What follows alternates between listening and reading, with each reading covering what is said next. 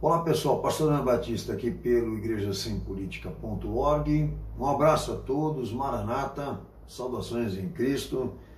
Eu estou entrando aqui pelo canal hoje para tratar sobre esse tema, a Marcha Família Cristã pela Liberdade, a Marcha da Família Cristã pela Liberdade. Nós vamos tratar esse tema hoje aqui e com o propósito de trabalharmos essa iniciativa de testemunho público como suas reivindicações, tá?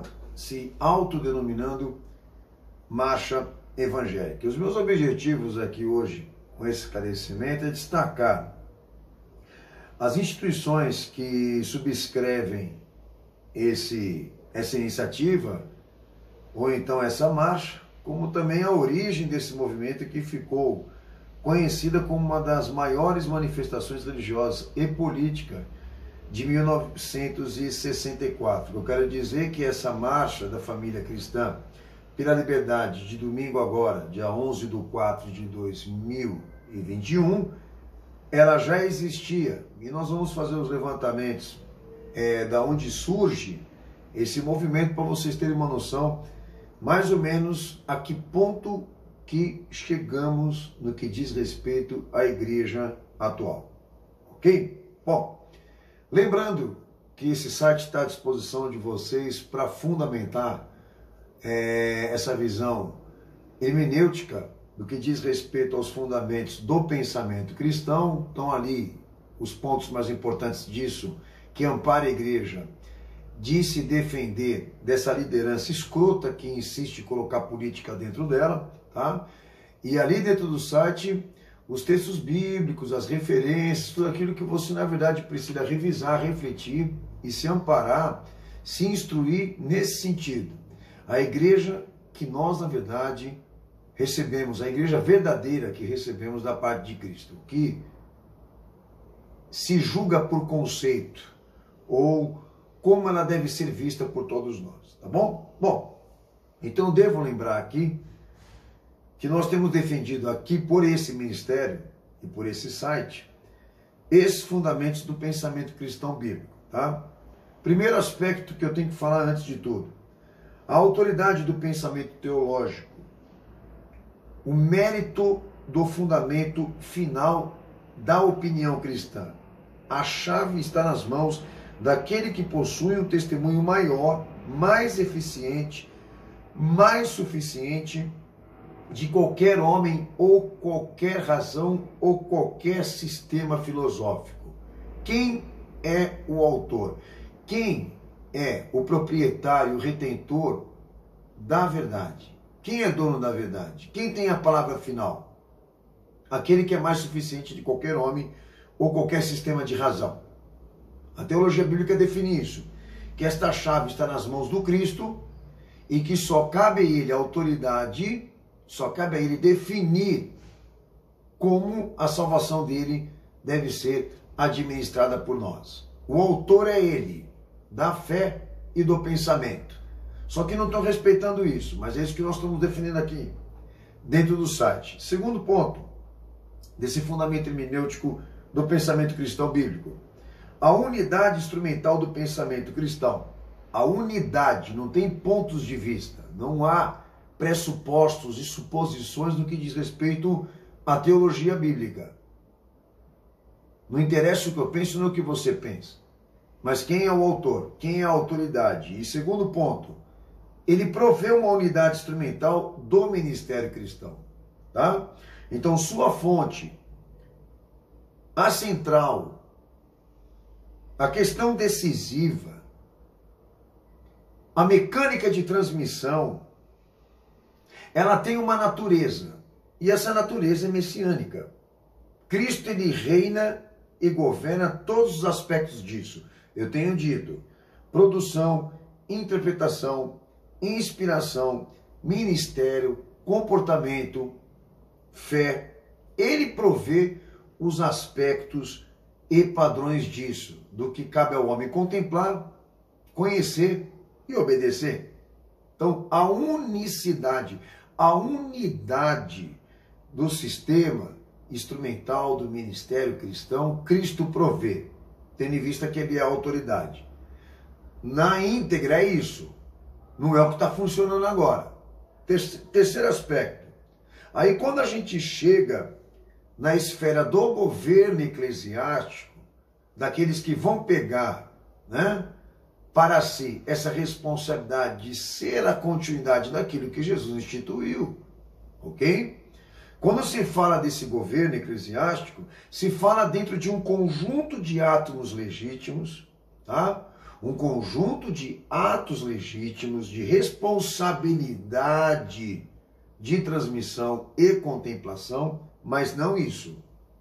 Hierarquia, cargos, templos, é responsabilidade, a ênfase são atos, a ênfase é a essência, a ênfase é isso aqui, é o conjunto legítimo.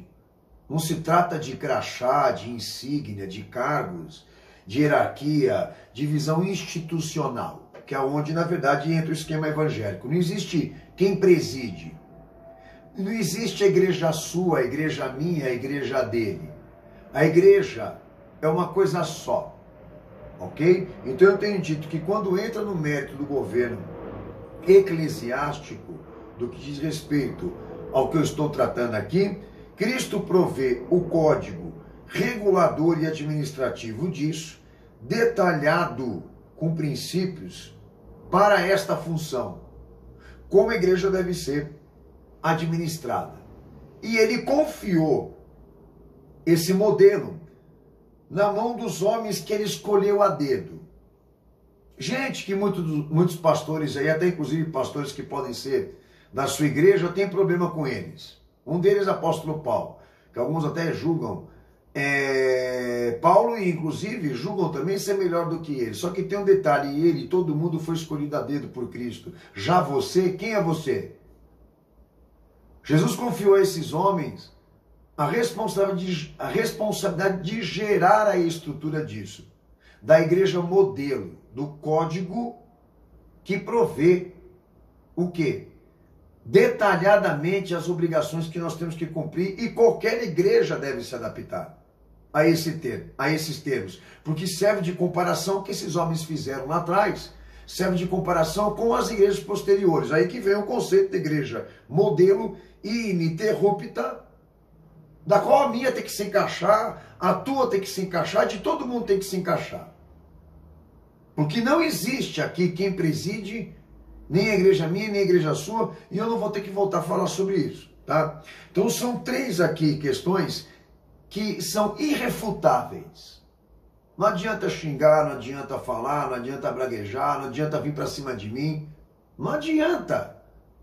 Isso é histórico, isso é prioridade, e é o que nós temos defendido em tudo aquilo que eu falo, tá?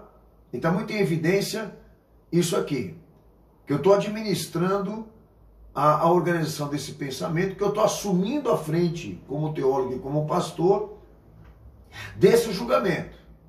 Está muito explícito isso aqui para você, você não concorda? Então vamos lá.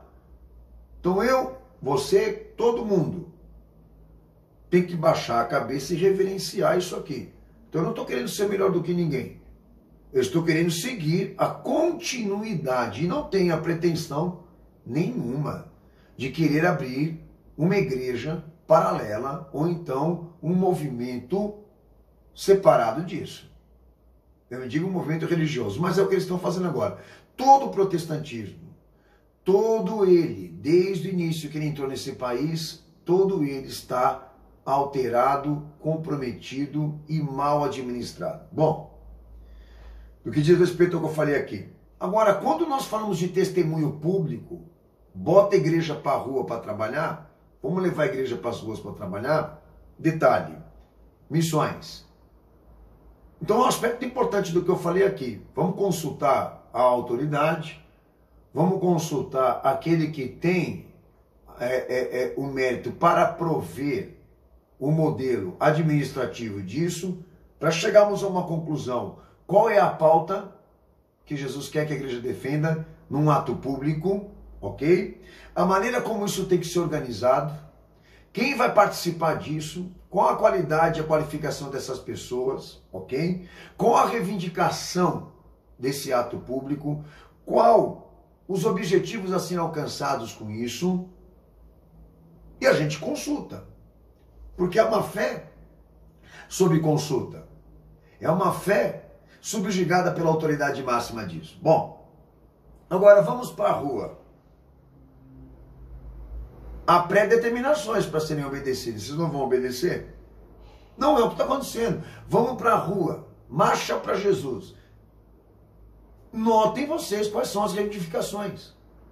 A forma que isso foi organizado. Quem são as pessoas que estão envolvidas com esse movimento? O que se fala, o que se prega, o que se diz lá. Detalhe, Jesus não foi dessa maneira. Ele não fez assim. Posteriormente, a igreja que também ele escolheu a dedo também não fez. Mas vocês estão fazendo? Que história que é essa? Como é que se justificam isso? Daí vem aquele pensamento protestante mais calvinista. Aquela igreja lá, ela recebeu uma dispensação diferente dessa atual. Mas como é que vocês podem justificar uma coisa desse tipo?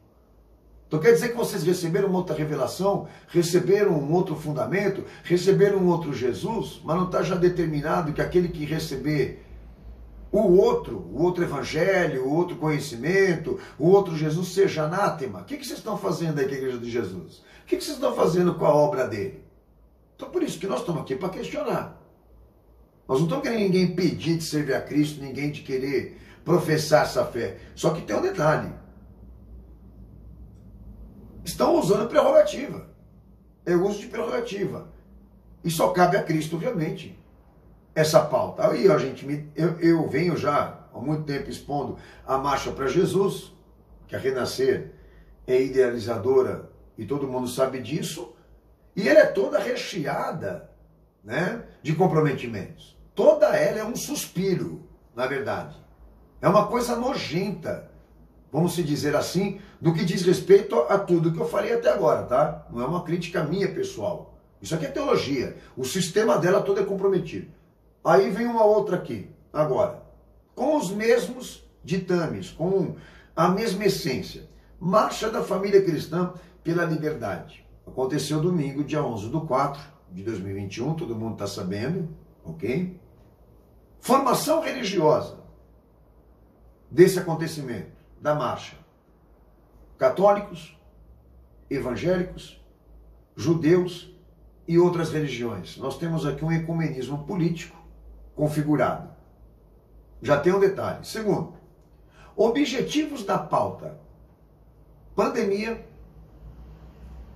repúdio às autoridades públicas, mais em específico, o Supremo, direito constitucional e liberdade religiosa, reivindicação, direito constitucional e liberdade religiosa e direito trabalhista. Eu vou repetir aqui: pandemia, repúdio às autoridades, mais em específico, Supremo, a luta pelo direito constitucional e pela liberdade religiosa e direito trabalhista.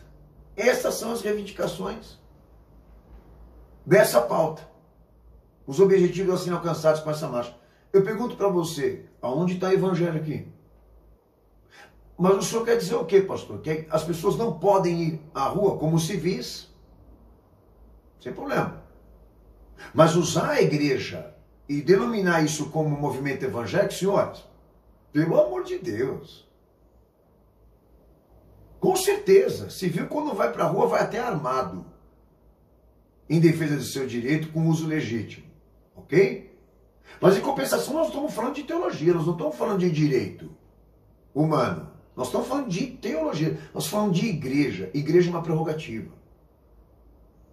Então a gente pega a igreja, titula isso como movimento evangélico, mas para defender pautas e atingir objetivos que não fazem parte da pré-descrição ou pré-determinação daquilo que Cristo endereçou à igreja como responsabilidade.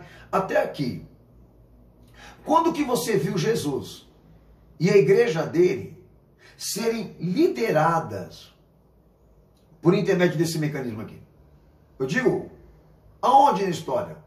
Eles saíram para a rua para defender esse tipo de objetivo aqui.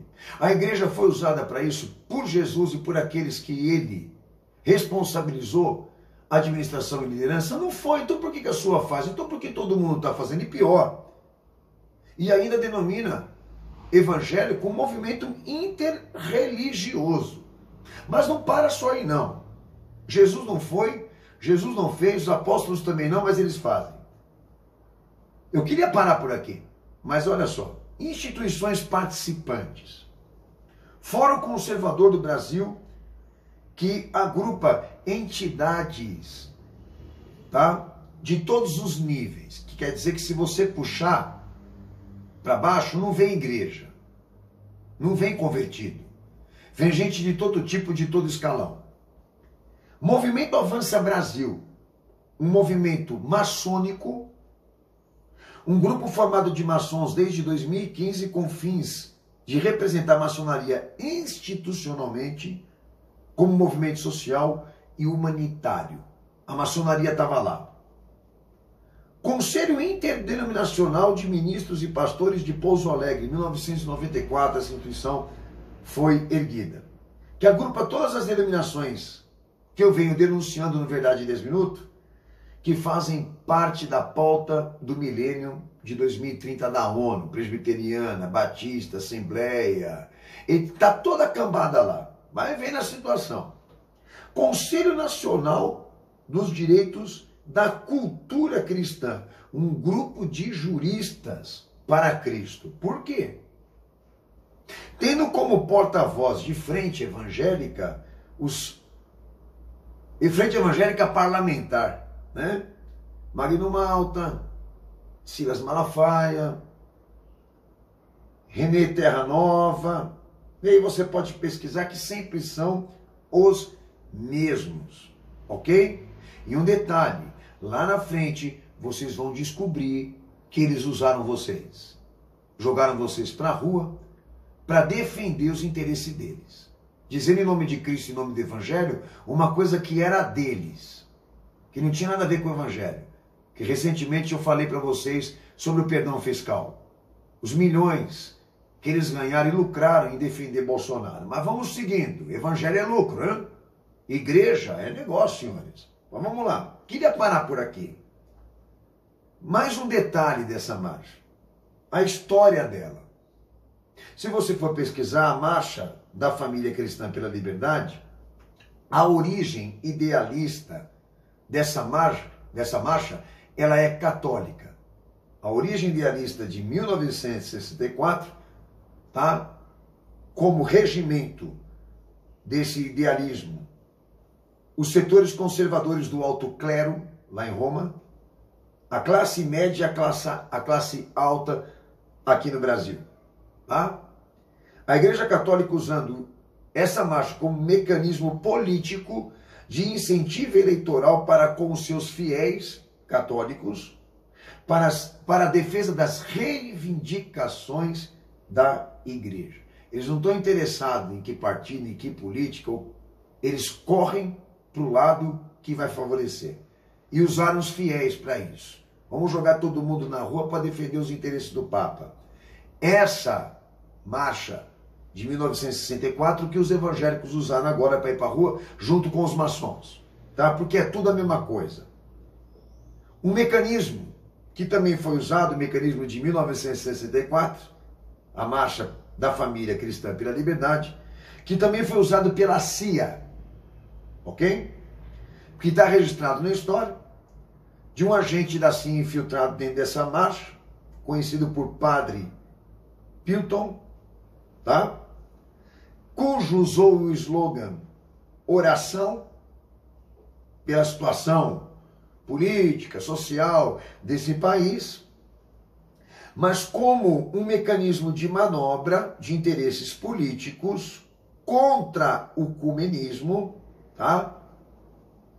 Contra o comunismo, ok? Em favor pela queda de João Goulart. Essa marcha foi usada para derrubar um governante da qual o catolicismo entendia, e também a CIA entendia que não rendia lá, e usaram seus fiéis com esse slogan: oração como combate contra o comunismo. O mesmo propósito que agora também foi usado pelos evangélicos e demais religiões. Outro detalhe que eu tenho que acrescentar rápido aqui. Foi usado como mecanismo também, promovida por ações feministas católicas financiadas por empresas que eram americanas, e representado também por grupos católicos como Sagrado Coração de Jesus, Grupo Habilitado Rosário, Cursílios da Cristandade e a Opus Dei. Esse é o cenário caótico, eu vou dizer assim, né, da origem idealista desse movimento. Aí o que vocês observam comigo aqui? Os evangélicos vão lá, usam o mesmo mecanismo, com os mesmos propósitos, com os mesmos objetivos, com a mesma parceria, com as mesmas instituições. Faz esse conglomerado aqui para cumprir exatamente as mesmas determinações e a mesma pauta. Agora, se a gente chamar todo esse pessoal para exatamente debater o assunto, licitação, autorização, eles não vão saber o que falar. Eles vão dar as razões humanas, pessoais, sociais, até econômicas. Porque, de repente, tudo que eu falei como objetivo de pauta dessa marcha aqui, não quer dizer que não seja interessante. Sim, até é. Mas, em compensação, Deus não vai honrar a oração de ninguém, o jejum de ninguém, porque são recursos. Oração, jejum, clamor, intercessão, que estão submetidos, me perdoem, às pré-determinações que eu já falei aqui no início desse vídeo. Deus só vai honrar se for legítimo. Agora, se não é legítimo, por que ele honraria? Se o filho dele não fez, se posteriormente a igreja também, a primeira igreja não fez, por que Deus honraria? Se ainda tem ainda essa esperança de que vá dar certo tudo isso que estão fazendo aí? Então, com certeza, Jesus não apelou ao Estado, posteriormente os apóstolos também não. E por isso que essa igreja tem que apelar ao Estado, porque ela é um produto do Estado. Ela é uma instituição de fachada. Esses movimentos aqui só servem para uma coisa: usar a igreja como esquema para a entrada disso que a gente já está vendo acontecer agora, que é a nova ordem mundial. E eu venho falando sempre, eu venho denunciando sempre, venho provando, e venho orientando, e venho fundamentando. Aí me entram os jiricos retardado, concursado, querendo contrariar tudo isso que eu estou falando aqui com base no quê? No sentimento, na razão própria, no ponto de vista individual. Vá organizar a sua vida, cuida bem da sua vida, porque de igreja você não entende nada. Essa é a questão. Se vocês realmente querem um ato de testemunho público e vão, obviamente, usar a prerrogativa para uma missão, que a pauta e a organização, as reivindicações desse movimento, como seus objetivos, sejam traçados por Cristo, não por você, nem pelo teu pastor, nem pelos interesses da igreja, que está aqui, ó, a história prega por si mesmo. A história prega por si mesmo. Então, senhores, eu quero encerrar esse vídeo aqui com mais informações, com mais orientações e aqui com essa esperança de que alguém do outro lado aí acorde logo. Porque Jesus está voltando. Nós estamos chegando no fim. E, infelizmente, nós chegamos no último degrau disso, do que a igreja seria capaz de fazer a nível de apostasias e deformidades. Fica aqui o registro de tudo isso que eu falei, aí você do outro lado vê como você vai querer trabalhar acerca disso. Porque se eu fosse você, sairia dessa igreja agora, que se encaixa nesse comprometimento aqui. Você está demorando. Um abraço, Deus abençoe vocês, espero que isso aqui também tenha te ajudado. Maranata, Jesus está voltando. Nosso Senhor merece uma igreja fiel. Então venha fazer parte desse ministério, desse movimento, igreja sem política. Porque no fundo, se você não fizer alguma coisa contra isso, você é um deles.